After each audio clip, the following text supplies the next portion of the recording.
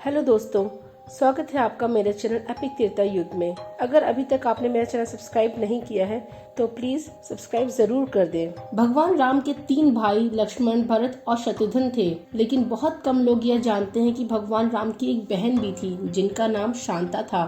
चारों भाइयों में शांता सबसे बड़ी थी।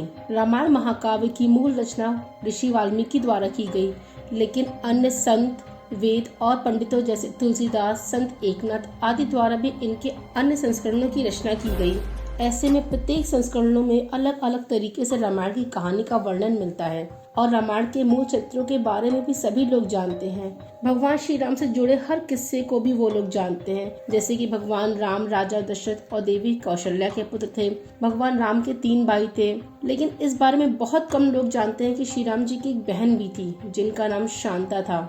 रामायण महाकाव्य में देवी शांता का जिक्र बहुत ही कम सुनने को मिलता है, इसलिए बहुत कम लोगों को पता है कि राम जी की एक बड़ी बहन भी थी।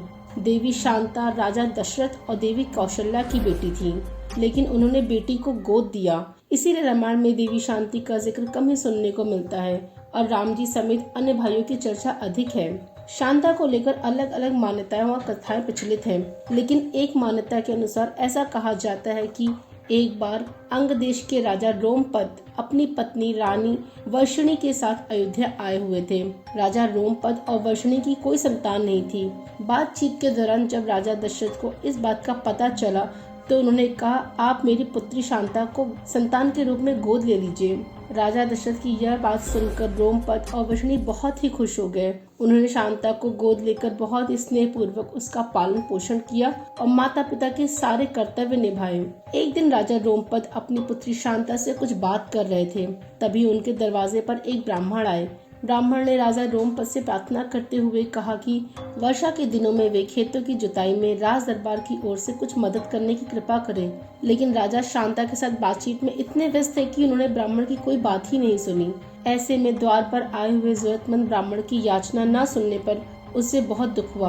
वह ब्राह्मण राजा रोमपद का राज छोड़कर चला गया। वह ब्राह्मण इंद्रदेव का भक्त था।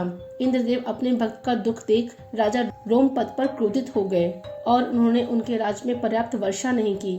इससे खेतों की खड़ी फसलें मुरझा गईं। इस संकट की समस्या के लिए राजा रोमपद ऋष्यशृंग ऋषि के पास गए और उनसे उपाय पूछा। तब ऋषि ने बताया उन्हें इंद्रदेव को प्रसन्न करने के लिए यज्ञ करना चाहिए। इसके बाद राजा रोमपद ने ऋष्यशृंग ऋषि से यज्ञ कराया और राज्य के खेत खलिहान पानी से भर गए। राजा रोमपद ने ऋषि के साथ अपनी पुत्री शांता को विवाह कराया और इसके बाद दोनों सुखपूर्वक दाम्पत्य जीवन बिताने लगे। पौराणिक कथाओं के अनुसार ऋष्यशृंग ऋषि ने ही राजा दशरथ को वंश चलाने के लिए पुत्र कामेष्टि यज्ञ कराने का आदेश दिया था। इस यज्ञ के बाद राम, भरत और जुड़वा लक्ष्मण और शत्रुघ्न का जन्म हुआ।